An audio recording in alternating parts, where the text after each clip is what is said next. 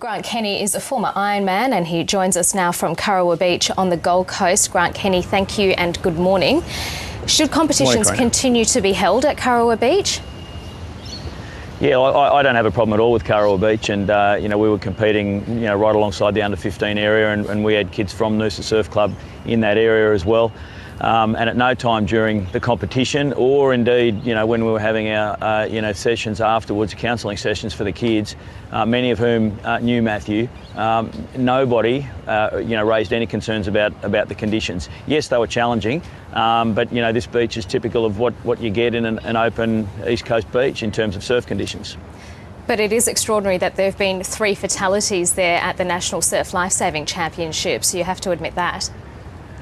Look, that is undeniable. The question that's being asked is this beach dangerous? And the answer to that question is no. Is there an element of risk in what we do? The answer to that question is yes. This is very tragic, and I've been touched, in a very close way, in that my son Jet was a friend of Matthew's, and so I'm seeing it, from a fairly close level. I can see the trauma, and it's terribly sad and distressing.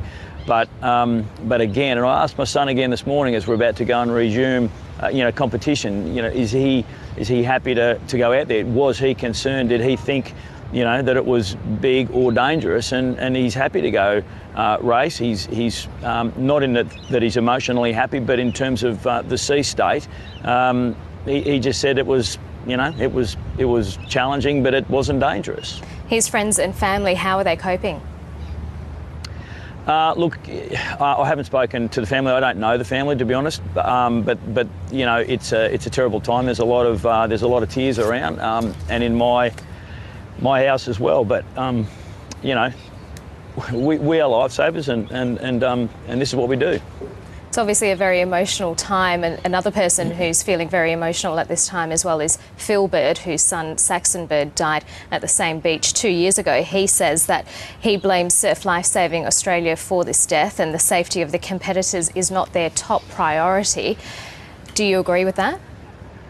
Oh, look, what happened to Saxon was, again, a terrible tragedy. But I as a competitor, as a parent, as a coach and manager of kids, at that time, at time of Saxon's death, my kids were 15, and they're now 17. I can't see what the organisers could have done different, and I didn't assess it as being dangerous. The only way to completely mitigate the risk of this sort of thing happening again is to simply not have competition in the surf, and I don't think that is what's necessary.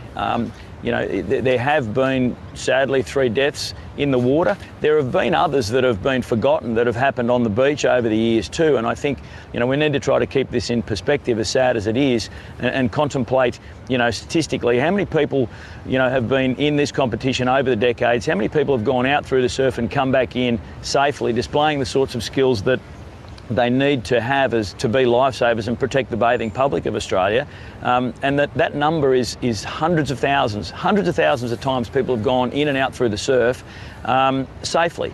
It's terrible, but let's look at what are the statistics in other sports, compare it to what's been encountered here in recent years.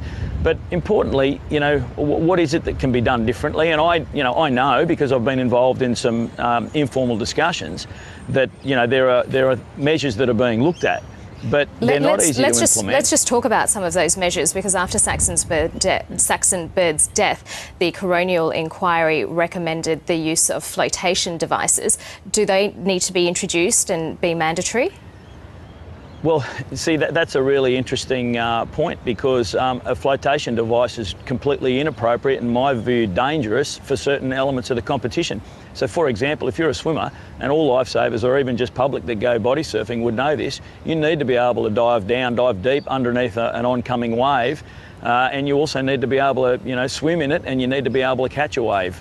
Wearing whatever that device is. So a flotation device in a surf swim, in my view, is dangerous. I think it's probably, there is a form of flotation device that's appropriate, certainly in surf boats, where I think helmets could be, or should be perhaps, considered to be mandatory. A flotation device, I think, whilst competing in the surf ski, could also be practical. And it's a point here is it practical, or does it cause more problems than what it's trying to save? So there are no doubt that there are applications where it is appropriate.